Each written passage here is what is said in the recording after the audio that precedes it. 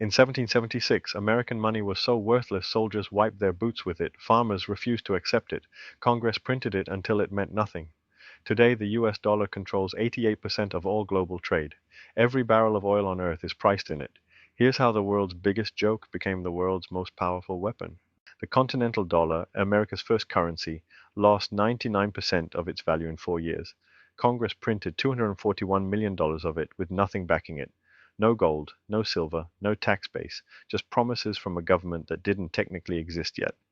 By 1781, the phrase not worth a continental was the colonial version of calling something garbage. Soldiers deserted because their pay couldn't buy bread.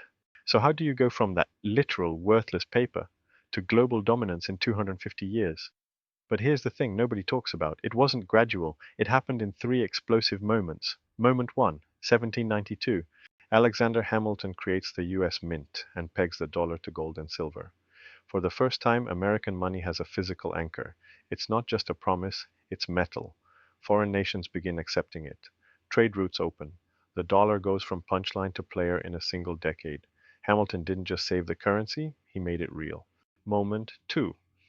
1944. Bretton Woods, New Hampshire.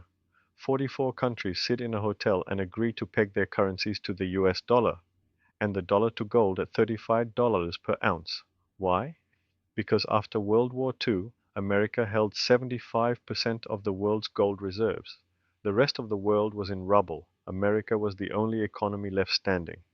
In one conference, the dollar becomes the backbone of the entire global financial system, and it gets worse for everyone else. Moment 3, 1974. Nixon killed the gold standard in 71. The dollar should have collapsed. It was no longer backed by anything physical. But then Henry Kissinger cuts a deal with Saudi Arabia. All oil will be sold exclusively in US dollars. Every country that needs oil, which is every country, now needs dollars first. The petrodollar is born. America replaces gold with the one commodity nobody can avoid. Oil doesn't back the dollar. The dollar taxes the world through oil. Today, 88% of all foreign exchange transactions use the dollar. Central banks worldwide hold 6.7 trillion in dollar reserves. When Argentina goes bankrupt, it owes dollars. When Russia gets sanctioned, it loses access to dollars. When China wants to buy oil from Saudi Arabia, it pays in dollars. The US dollar isn't just a currency, it's infrastructure, and being cut off from it is the financial equivalent of being cut off from oxygen. Now, here's where it gets personal. This is why sanctions work. This is why the US can run $36 trillion in debt and nobody stops lending. This is why interest rates set by one building in Washington, D.C. crash housing markets in Tokyo and Sao Paulo. The dollar isn't American anymore, it's the operating system of global trade, and America controls the admin password. So here's the question. How long can this last? China's pushing the yuan. BRICS wants alternatives. Crypto exists. Will the dollar still dominate at America's 300th birthday? Tell me below. 250 years ago, this currency couldn't buy a loaf of bread. Today it determines whether entire nations eat or starve.